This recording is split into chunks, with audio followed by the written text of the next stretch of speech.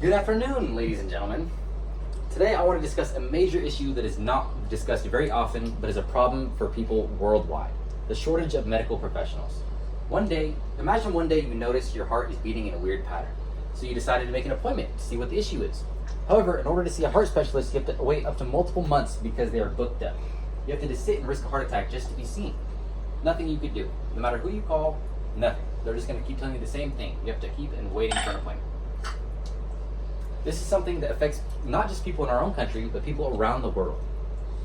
We can see that our healthcare system is on a decline due to the lack of people entering the medical field. This not only affects the quality of care we receive, but the development of medical technology. You shouldn't just think about yourself, but your friends and family, especially the elderly who need extensive care, like your grandparents.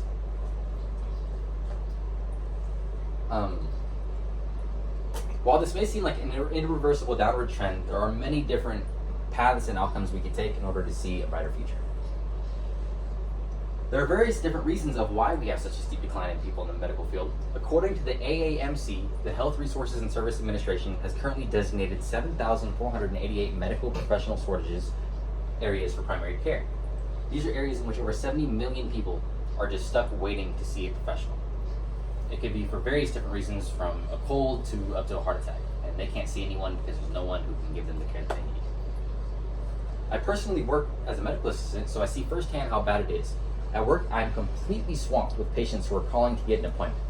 I work at a private clinic, so a new patient appointment can take up to months simply because there aren't enough practitioners to take on the same amount of people that it requires. This is also due to an increased population. Public healthcare systems are even worse off, with people having to wait months to get seen for something that is extremely urgent.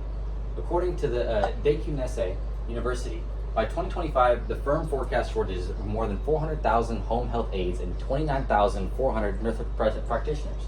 There will also be a shortage in other healthcare professions. For people who don't understand what a nurse practitioner is, a simple explanation would be that they are nurses who have a similar education level as a doctor. My mother is a nurse practitioner who owns her own private clinic, and she tries her best to give her patients the best care she can. However, there are just too many people who need extensive care and time, and she simply cannot take on any more patients for months. Each of her patients she likes to spend a lot of care and time with. For example, if you are a new patient, she's going to spend minimum 140 minutes to 160 minutes with you, just getting to know who you are and basic things about you. Because your health can range from absolutely anything about you, and it takes a lot of time and care in order to get to know those things and diagnose you properly. However, there are just too many people who need extensive care and time, and she simply cannot take any more patients on. If she does, then her current patients would get a severe lack of care, and they wouldn't be getting the care and attention that they need. The issue with the medical system, this is the same issue with the medical system, but on a much larger scale instead of like a private clinic. Nobody's getting the proper care and time they deserve. And this ranges from everything from simple care, like going to everyday doctors, to heart surgeons and brain surgeons, even important things. There's nothing available in the medical field right now. It's a very bad drought when it comes to people coming in. So in terms of causes, there are various different reasons as to why the medical field is in such a state, such as they can range from a rising population, the rise of chronic disease, and not enough people deciding to enter the medical field. The most immediate problem is that the supply is not meeting the increasing demand. The National Library of Medicine states workforce shortages may be defined as not having the right number of people with the right skills in the right place at the right time to provide the right services to the right people. This is how they're explaining the decline in nurses as well. According to World Health Organization, the chronic underinvestment in education and training health workers in some countries, and the mismatch between education and employment strategies in relation to healthcare systems and population needs are contributing to continuous shortages. Essentially, this means that the major cause of decline is that there's a severe lack of funding when it comes to schooling and straight up hospitals themselves. They don't have the money that they need to give the care that they need.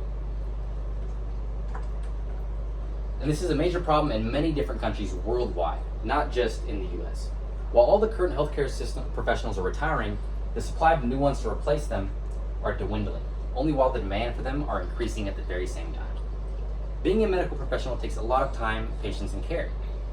Yet the budget to create and hire these new medical professionals is simply just not there.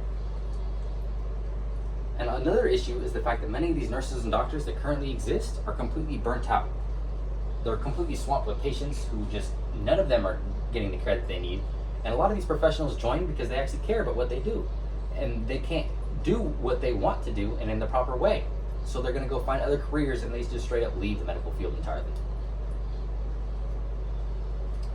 So, for solutions, although things may seem extremely dim when looking at our current medical care system, there are many different paths we could take to see a brighter future. The most immediate solution we could take is to have the government fund the current medical system to increase residency positions. This would allow the hospitals to not only grab newer, better equipment to provide to their patients for better care, but also allow for new job openings like nurses, doctors, and because in order to hire someone, you need money in order to pay them. Otherwise, why would they work for you? The more money hospitals have, the more people they could hire and the better care they could provide their patients.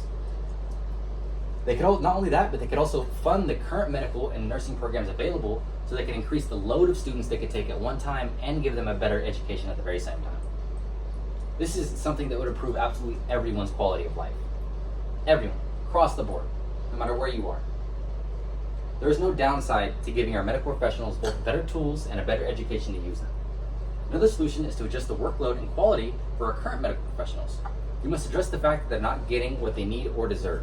According to the AAMC, to meet the nation's healthcare needs, policymakers must continue to invest in Medicare support for GME and other targeted workforce programs. Once again, showing the need to invest in the medical field as a whole.